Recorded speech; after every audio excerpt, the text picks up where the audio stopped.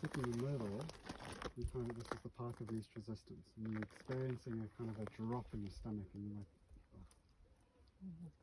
But if you close your eyes, it feels like you can't experience what it's like at the bottom and at the top. It's like you're sitting in no man's land.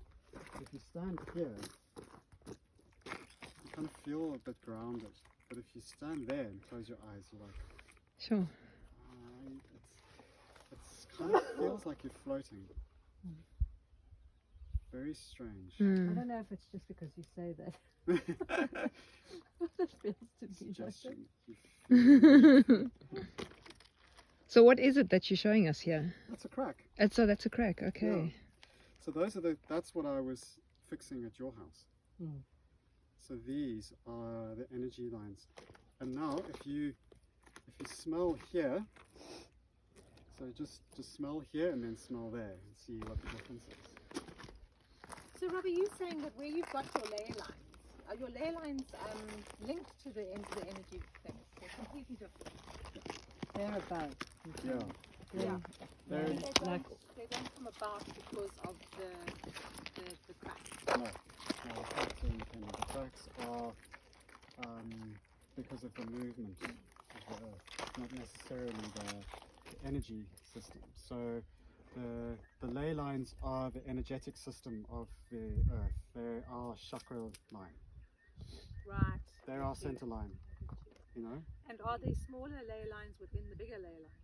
Yeah, I'm sure they are. Yeah. So, I mean, when people say the major ley lines of the Earth are this, and you sit and you can say that I can feel another ley line going this way, you're not wrong. You just...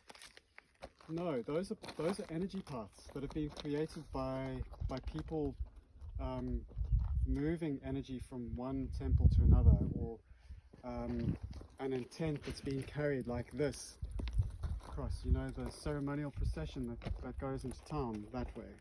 There would be like an intent that carries that energy through. And if you do that generation after generation after generation, you kind of creating this flow of energy, and then you become a conduit for this new flow of energy that starts flowing from one area to another. And when that connects with a main temple in the ley lines, you know, the proper ley lines, and you get this kind of bleeding out of energy. So you're just connecting the circuit with a copper wire to another place. You know, so this energy you can transfer by intent. So you can copper line this to wherever you want to go.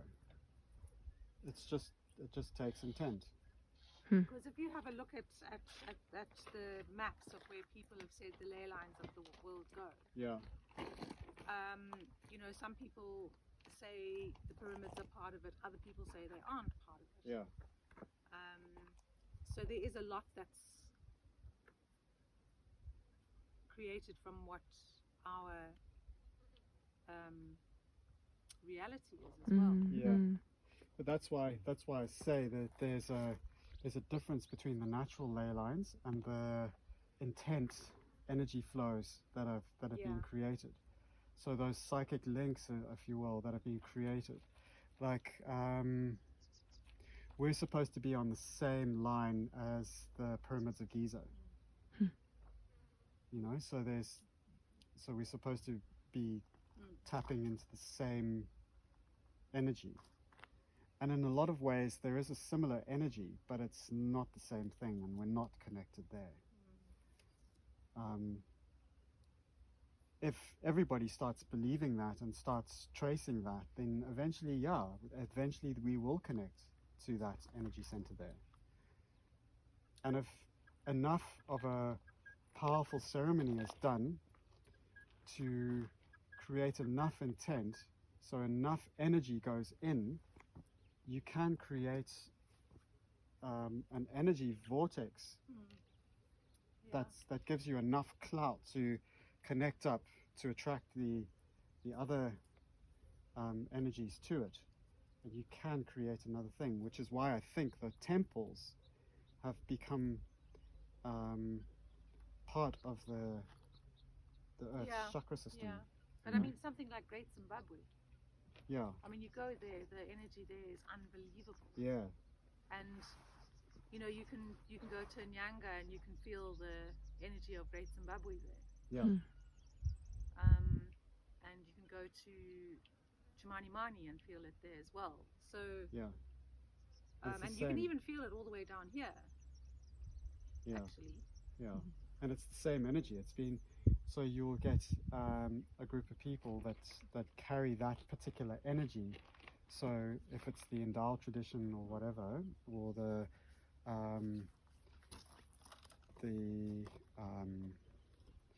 Matopus king cult of like what's his name? The Matabele king. Shit, I can't remember. Anyway, you get that carried through, and you get all of these amazing ceremonial places that get set up and activated, and then just people trucking through, activating that intent the whole time. You get this beautiful opening of energy, and then the next place gets set up and you get that beautiful opening of energy. It's the same that we do with our chakra system. So when we want to send energy to our kidneys or whatever, we use the corresponding chakra, to send energy to that area. but I mean, I think in lots of ways that's how McGregor has become so important, because lots of people have put a lot of energy into McGregor as well. Yeah, that's why the ceremonial ground part of this whole thing is so important.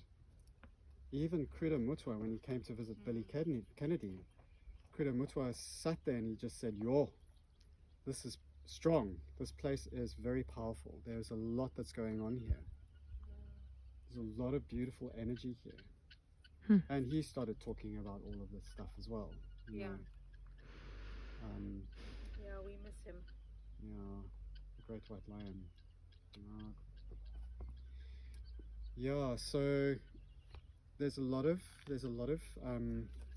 psychic energy that's being built up here in McGregor, just from people living here and doing ceremony here. You know, generations, and all the ceremonies and stuff that happen at the Enfield Kerk and all of that, and going up the hill at Easter, it's all kind of connects into all of that ceremonial brevity, the brotherhood, and the conscious connecting to this power source and personhood. And of course. Yeah, that was a bit incorrect. Anyway, Sorry. I'm male, so I see it from my perspective, Yeah. So yeah, you're gonna get all of these beautiful ceremonial practices, these ancient ancestral practices that have just been carried through from generation to generation. Sure, they change slightly and they become nuanced, which is why you guys were talking about the Catholics or the Christians putting sacred sites on pagan sites. So they'd find a temple or a well or something that people used. They knew people went there and they knew it was a special place. So they were like, yeah, okay, well, we're going to create this special place for our idea of what God is and the afterlife and all of that stuff. And you will find, interestingly enough, that a lot of the local people who built those same cathedrals snuck in a lot of their pagan mythology into all the buildings. So if you have a look around England and you look at all of these beautiful old cathedrals, you will see especially the early ones, like in Essex and all of that, you'll see these beautiful old pagan pucks hiding somewhere, or this beautiful woman standing by a well. It's just all of that mythology that has kind of snuck in and hidden. Yeah, sure. So you get that kind of stuff with the local ceremonies and the local traditions, like that. Going up to say hello to everybody on Easter morning, you know. Sure. Yeah. So it's a beautiful throwback Stunning. to probably a much older ceremony. Yeah. I think a lot of that travelled to the US as well, you know, 'cause, you know,